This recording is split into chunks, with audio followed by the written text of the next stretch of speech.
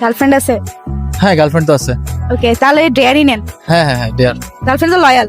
হ্যাঁ অনেক লয়াল আলহামদুলিল্লাহ। বিয়ে শাদী তো করার প্ল্যান করছেন? ইনশাআল্লাহ খুব সুন করে ফেলবো কথাবার্তাও। অলরেডি আমাকে বিয়ের জন্য প্রেশার দিছে, সো বাসায় কথা বলবো। তাহলে তো এটাই এখন সুযোগ, আপনাদের গার্লফ্রেন্ডকে কল দিবেন, কল করে বলবেন যে দেখো আমি তোমাকে এক শর্তে বিয়ে করব যদি তুমি আমাকে কিছু গিফট দাও তোমার ফ্যামিলি থেকে। না না না না, এটা কি হবে?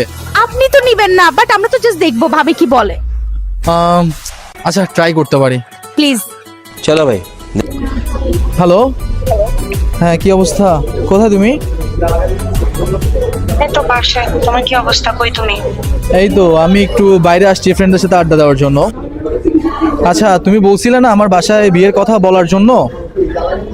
হ্যাঁ, তোমার তো তো- আজকে বলার কথা ছিল। হ্যাঁ আজকেই কথা বলার ছিল, বাট এখন কথা হচ্ছে যে তুমি তো জানো আসলে আমাদের চিটাং এর মধ্যে হচ্ছে কিছু রুলস আছে বিয়ের ক্ষেত্রে।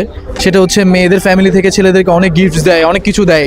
তোমার সোফা দেয়, খাট দেয়, ছেলেকে বাইক কিনে দেয়, এসি দেয়, ফ্রিজ দেয়, টিভি দেয়, আরও কত কিছু দেয়। সব কিছু তো আর ডিটেলসে বলা যায় না।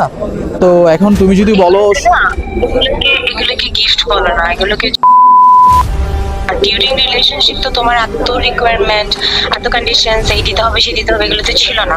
রিলেশনে থাকা অবস্থায় তো কেউ এগুলো বলে না, তাই না?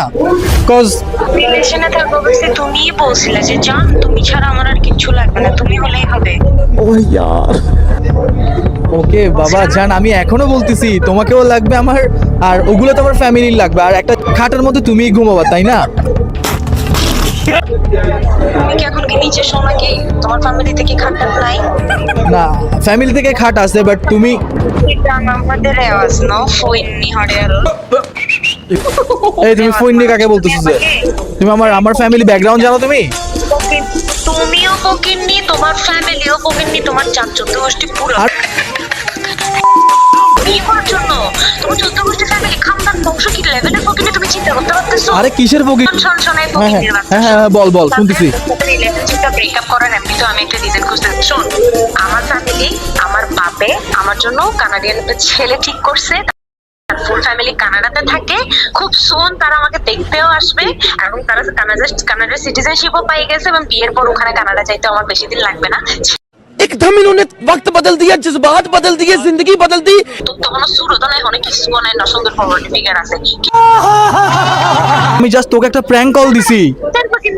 চারবকিন্নি তোর সাথে আমি রিলেশন রাখবো না, আমি জাস্ট তোরা এমনি জাস্ট প্র্যাঙ্ক কল দিয়ে দেখলাম তুই কি বলস। তুই ফকিরনি, তুই তুই তুই তুই কি করবেন এখন? কি করবো আর কি, একটা গেছে আর 10টা আসবে, সমস্যা নাই তো।